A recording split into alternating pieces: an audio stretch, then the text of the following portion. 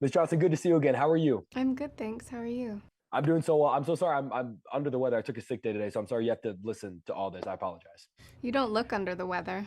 Your It's all hair makeup looks and hair gel fabulous. and lighting. Trust. I appreciate you. Thank you. I'm going to jump into this. Marvel fans know that Madam Web obviously is a character with deep roots in the world of Spider-Man, and obviously down the road, if we're lucky, maybe we'll get to see these two share a screen one day. But I'm sort of curious as an actor, before you sign on to something like this, what sort of Spider-Man answers or clarification do you need? Like, do you need to know if if that crossover will happen one day, or is it not something that you concern yourself with at the time?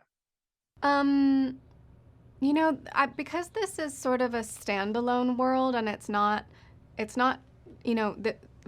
is Madam Web's world before Spider-Man exists. So it's before he was born. So it's, uh, I don't know. I think I felt like excited about what could happen in the future, and then I don't know if it's, who knows. I just felt great that it was this like female perspective on a superhero world. It's very, without giving anything away, there are a lot of really fun Easter eggs or moments to sort of appease that want while also recognizing that it's its own film, which I think is great.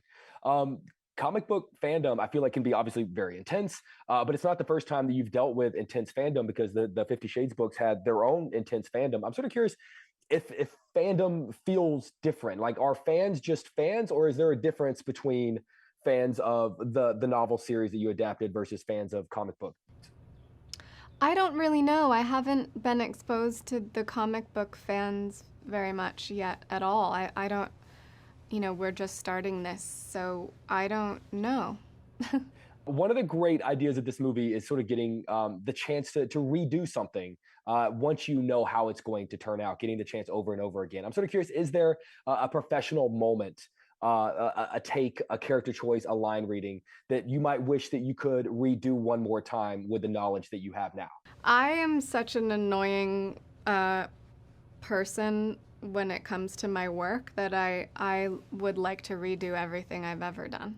Why is that? Because I'm never gonna be like, that was good. I'll never feel that way.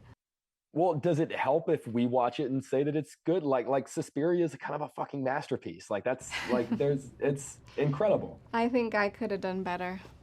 Okay, I will respectfully disagree with you on that just because I thought it was fantastic. Okay, Um, thanks. Usually, when an actor signs on to a bigger comic book world, the go-to question is obviously what characters that you would want to share a screen with. I'm sort of curious if we had gotten you as Madam Web 10, 15 years ago and those crossovers had begun to happen, are there any great comic book moments that we've already seen on the big screen that you just know Madam Web would have crushed it in if we could have put you in that? Gosh, that is a question for someone who is like really well versed in Marvel films, and Fair enough. I Well, that am that I am like like little to medium amount versed in well comic that book. actually kind of yields an interesting question. Like, how versed do you need? Because obviously, like, you take the script and you run with it and you crush the character. How versed do you have to go back into the old stuff to pull it off? Well, with this one, you don't really have to know anything about any of these characters or anything before watching it. There's like no homework required, really. But I did obviously learn about Madame Web and the characters of the younger women, and I did try and find what I could in the comics for sure.